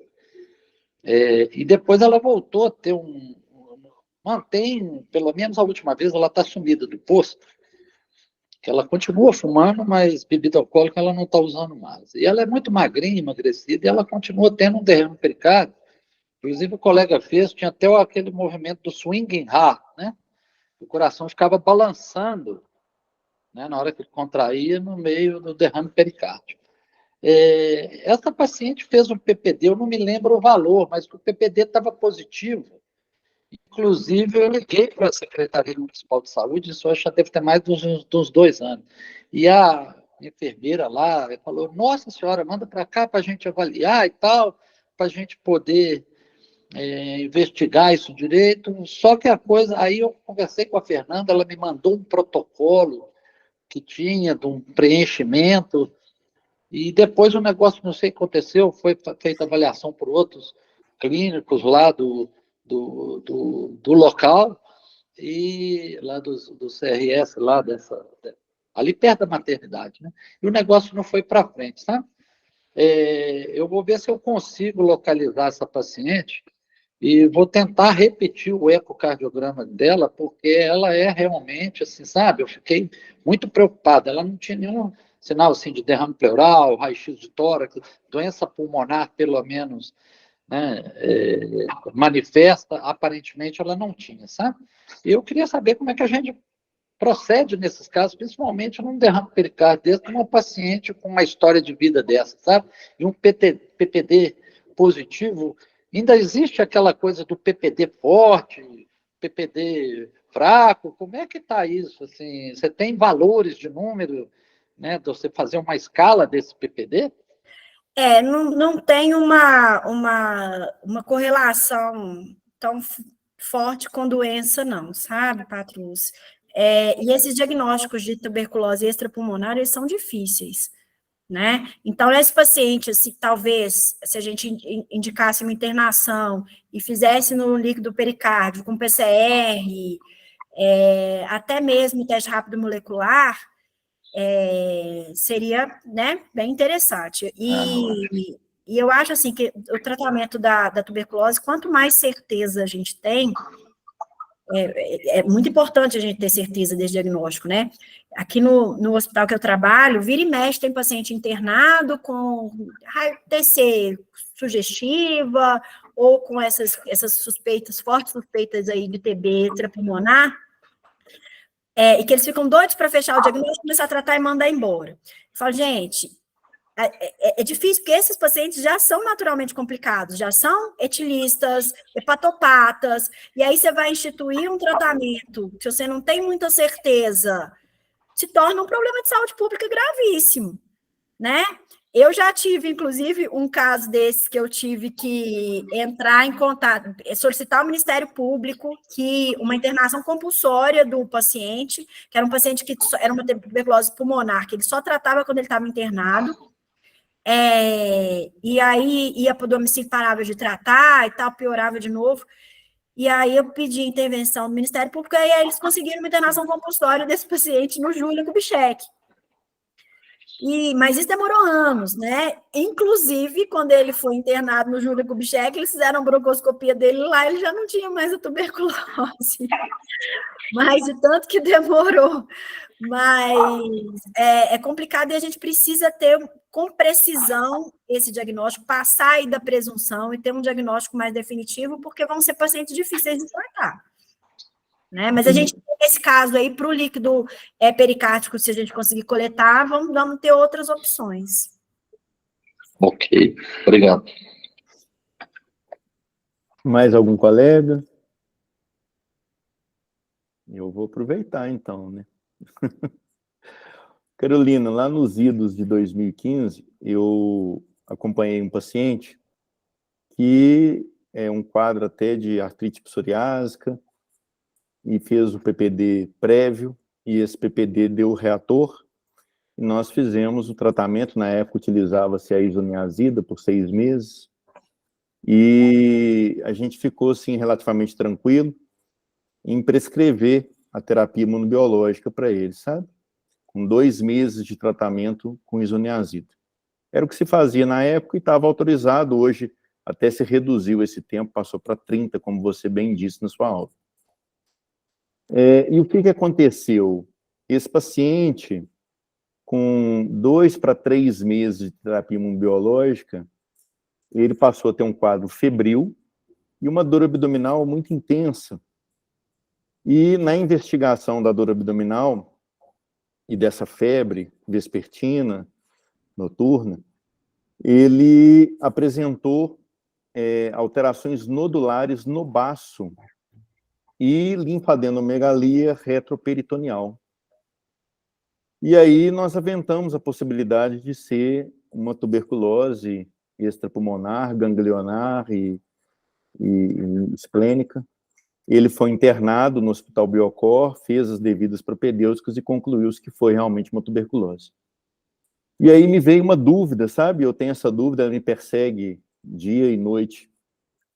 E será que nós fazemos o rastreio para tuberculose doença num paciente com suspeita de tuberculose latente de forma adequada? Porque esse paciente, ele foi pesquisado, ele foi para o Centro de Promoção de Saúde, fizeram uma investigação epidemiológica, ela foi negativa, fizeram um exame clínico, não havia linfonodomegalia, foi negativo, fez a radiografia de tórax, também negativa, e ele acabou desenvolvendo a tuberculose doença.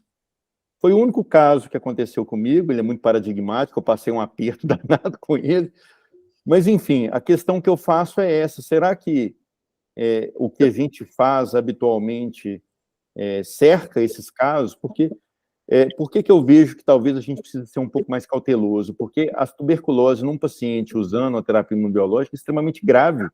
Esse paciente poderia ter morrido por conta disso. E diante desse risco da gravidade, não se justificaria uma investigação talvez um pouco mais completa? Por exemplo, uma ultrassonografia abdominal. Será que eu teria visto algum sinal ali que me alertasse? Isso não está no protocolo, mas será que eu poderia adotar isso?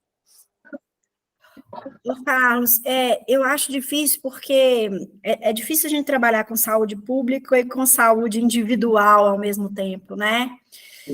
Então, de fato, é um protocolo de saúde pública muito semelhante a de outros países com características semelhantes, né? Então, realmente eu não tenho...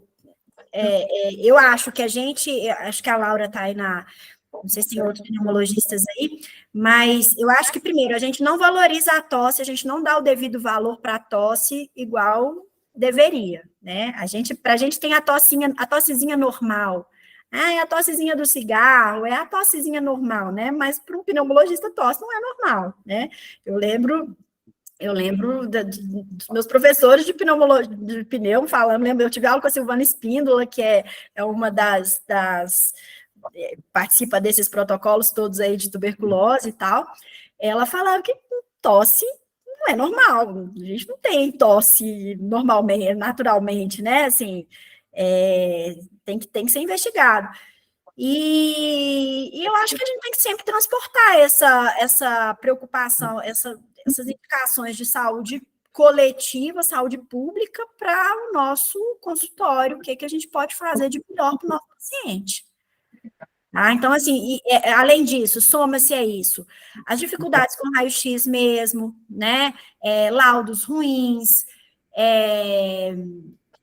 eu acho que coisas diversas. Tá? E assim, quando a gente vai estudar a tuberculose, a tuberculose ela pode ter várias manifestações nos exames de imagem, né? A gente fica esperando ver aquela caverna linda, maravilhosa, mas não, você pode ter lá estrias e com quadro sequelar mais discreto. Bom, não sei se alguém pensa diferente. Obrigado. Colega Carlos Reinaldo, eu estou desativando o seu som porque está dando interferência. Você quer manifestar? Quer falar alguma coisa? Carlos, Sim, posso falar? claro, perfeitamente. Eu queria, em nome da velha guarda da nossa medicina, cumprimentar a Carolina, né, pela excelência da sua aula. E eu queria só fazer um depoimento rápido, apesar do horário. É o seguinte, eu, além de clínica médica, eu faço saúde ocupacional. O que eu tenho notado é o seguinte, eu trabalhei 10 anos no Hospital Júlio Kubitschek, em Belo Horizonte, na época em que ele era o hospital ativado para doenças pulmonares, em que mais da metade dos casos era de tuberculose. Eu estive com meu avô hospitalizado lá com CA broncogênico, e eu visitei várias vezes o hospital, não só porque eu trabalhava lá toda semana, mas porque o meu avô estava internado lá e eu tive a oportunidade de ir lá muitíssimas vezes. E o que eu percebi é o seguinte, e eu quero alertar a todos vocês, jovens, estou notando que temos poucas pessoas agora, mas a maioria dos participantes, médicos jovens, o que eu noto é o seguinte, tanto o hospital, na sua parte administrativa, quanto os colegas profissionais de saúde, têm muito pouco cuidado com o lado profissional. E eu, como médico especialista nessa área, quero recomendar a vocês todos que tenham mais cuidado, especialmente os administradores hospitalares. Para você ter uma ideia do que eu estou falando, só na minha turma de 100 colegas, formados em 72, nós éramos apenas 100. Eu perdi um colega de turma, sabe qual é o diagnóstico? Tuberculose pulmonar. Na verdade, ele colaborou pouco com o tratamento, porque ele ficou pensando muito tempo que ele estava com CA.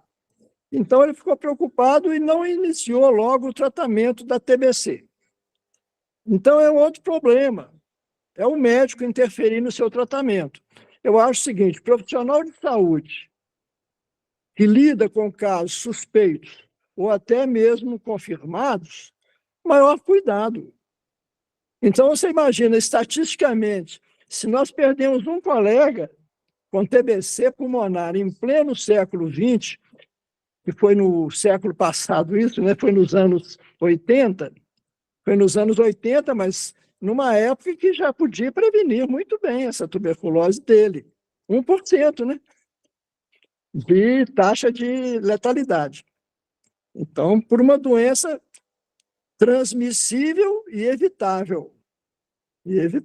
Então, mais uma vez, parabéns pela sua palestra e esse meu depoimento aqui de um alerta para os cuidados, especialmente para vocês, médicos jovens, que militam com um número maior de pacientes, ok? Muito obrigado, boa noite a todos. Obrigado, meu colega. Comentar alguma coisa, Carolina? Não, que bom que ele deu esse recado, né? Acho que uma voz mais experiente, tem muito mais peso.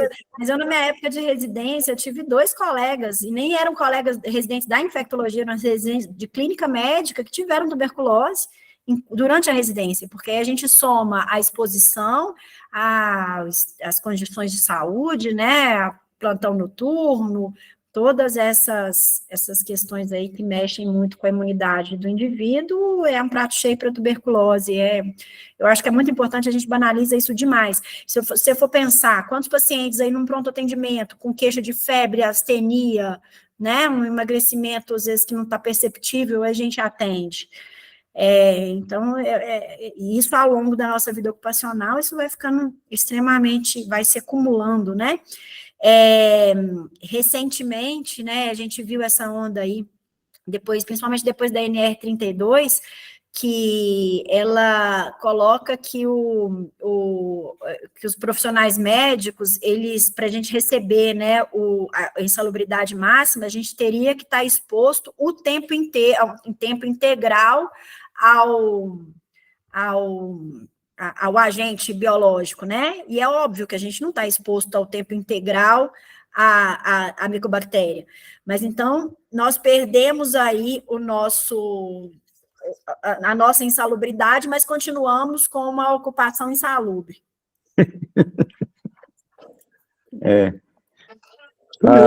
A doutora Maria Inês quer se manifestar, depois o doutor Alexandre Patrus, e aí talvez a gente se encerre.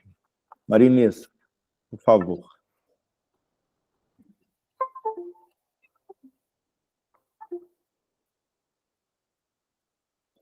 A Maria Inês saiu da sala. Então, Patrus, por favor. Não, era só uma coisa ilustrativa também, que perto de Barbacena tem uma cidade chamada Antônio Carlos, e lá tinha um hospital de tuberculose, lá, só se internava no hospital de tuberculose. Eu lembro quando menino, logo depois que o hospital fechou, teve um almoço lá e tal, eles, lógico, já tinha um tempo que o hospital estava parado, e eu lembro disso que a gente foi no hospital, eu era menino, e o meu pai trabalhou lá, e meu pai pegou tuberculose lá, meu pai falou comigo outro dia, eu nem sabia disso, ele falou que ele pegou uma pleuris lá, que era um termo da época, e meu pai teve tuberculose, não sei se foi uma tuberculose pleural só, mas ele teve tuberculose, conversei com ele tem o quê, umas 3 semanas, e ele me falou isso, sabe? Eu sabia que ele já tinha trabalhado lá, mas não sabia que ele tinha pego uma tuberculose pleural, graças a Deus ele tratou na época, está vivo até hoje, 87 anos, né? Muita história para contar. Muito bom, viu, Patrus? Maria Inês, você tinha caído, a palavra é sua. Deixa eu ver. Está ouvindo agora? Sim, perfeitamente. Parabéns, Carolina. Gostei muito da aula. Bem didática, bem atualizada. Mas eu também tenho um caso, dois aqui, vou contar rapidinho, né, por causa do horário. Minha colega também teve nefrologista na residência, ela era R1, teve uma tuberculose renal, sabe? E foi interessante que ela ia fazer a biópsia no dia seguinte, aí eu falei, sabe, você não é uma tuberculose, não? Você não vai fazer primeiro um exame, cá? E não precisou nem da biópsia, né? Deu tuberculose também. E essa colega já até faleceu, porque ela teve um acidente. O outro caso foi muito interessante, assim, né? Para nós clínicos, também nefrologista. Um urologista ia fazer a cirurgia de uma paciente com aneplectomia, porque tinha uma estenose de ureter. Aí, ele achando que era júmpio, e o que aconteceu? Ele pediu, falou assim, Menezes, dá uma avaliada nos exames, olha essa paciente para mim, para você fazer o pós-operatório. Aí eu fui rever, ele mandou até aqui em Ouro Branco, quando eu vi os exames, ela tinha uma piúria de muito tempo, anos, uma piúria estéril. Aí eu olhei lá e falei assim, mas não cresce nada. Eu disse, mas eles tratam sempre de infecção urinária, fala que não dá nada porque eu tomo antibiótico. Aí eu liguei para ele e falei assim, olha, eu acho que nós não vamos operar sua paciente, não vou liberar não, vamos fazer um exame dela de BK. E não é que veio? Ela tinha uma tuberculose e deu estenose de ureter, estava parcial ainda. Foi interessante porque ele ficou todo assustado, né? Aí fez o tratamento e não precisou nem fazer neplectomia nem nada. Essa paciente já era idosa, tinha, eu acho que 60 ou 70 anos, quer dizer, também nem teria mais indicação, né, de talvez fazer uma pieloplastia. E depois ela voltou no consultório, que nem quem tratou dessa tuberculose não investigou. Ela disse que quando ela casou, o noivo dela teve tuberculose que tratou muito tempo. Quer dizer, ficou esse tempo todo, essa tuberculose lá, fazendo esse estrago, né? Uma estenose de ureter, que estava até grave, porque ela já estava bem obstruída. E com o tratamento, restabeleceu, ela não operou, de vez em quando, enquanto com a filha dela, ela conta esse caso. Então, assim, uma piúria estéril que ninguém pôs maldade na época, né? De muito tempo, tá bom? Foi esse o caso que eu queria relatar. A tuberculose, ela entra como diagnóstico diferencial em todas as áreas, né? Eu acho que não tem... Isso mesmo. Eu atendo alguns casos de TB ocular, né? Que eu divido lá com marido, todas as áreas aí deveria entrar, se não entra, deveria entrar como diagnóstico diferencial de muita coisa. Pois é, mas no caso, assim, da urinária, você não tem PPD, você não tem nada. Eu pedi BK, e eu falei assim, vai demorar, mas a lâmina, assim, estava cheia, não tinha nem dúvida, né? Mas no caso da dúvida, mandar para cultura demora, né? Crescer muito. Pode demorar mais de mês, né? Um mês, pelo menos, né? Que pede na hematura. Então, eu acho, assim, que tem que ficar atenta nas hematuras mesmo, né? Eu, particularmente, Maria Inês, eu acho que o diagnóstico de tuberculose renal é uma das mais difíceis. Tem esses dois casos aí que foi interessante, né? E da minha amiga, né? Da minha colega lá, que era minha residente, você era muito minha amiga, e quase que ela vai para fazer uma biópsia, já estava marcada a biópsia. Ela resolveu e era uma tuberculose, né? É isso aí, né, Carolina? Mas sua aula foi muito boa. Depois eu vou assistir o início, eu não consegui entrar logo no início. Obrigada pelo prestígio aí, viu, Maria Inês? Tá, parabéns. Obrigado.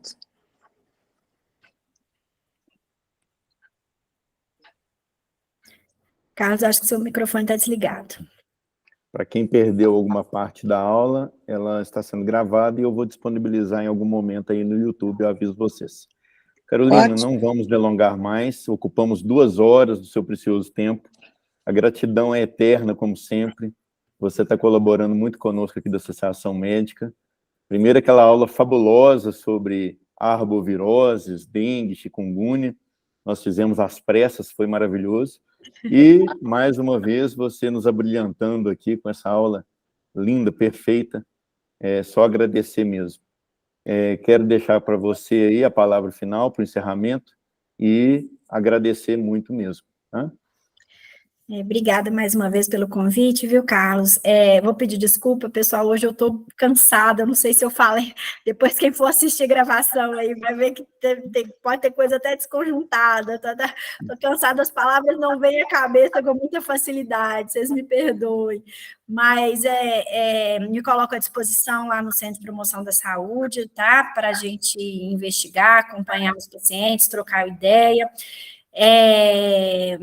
e, né, também estou no consultório, e aí estamos às ordens, vamos aí quebrando a cabeça com essas tuberculoses que aparecem por aí, tá? Mas é um prazer, viu, Carlos? Estou às ordens, e só não me coloca para falar de coisa que eu gosto da próxima, senão eu falo ininterruptamente. Então, tá bom. Obrigado. Boa noite a todos. Boa noite a todos. Bom descanso. Boa noite. Tchau. Tchau. Boa noite. Parabéns, Carolina. Obrigada. Parabéns, Carolina. Obrigada. Obrigada, Eduíris. Boa noite. Boa noite.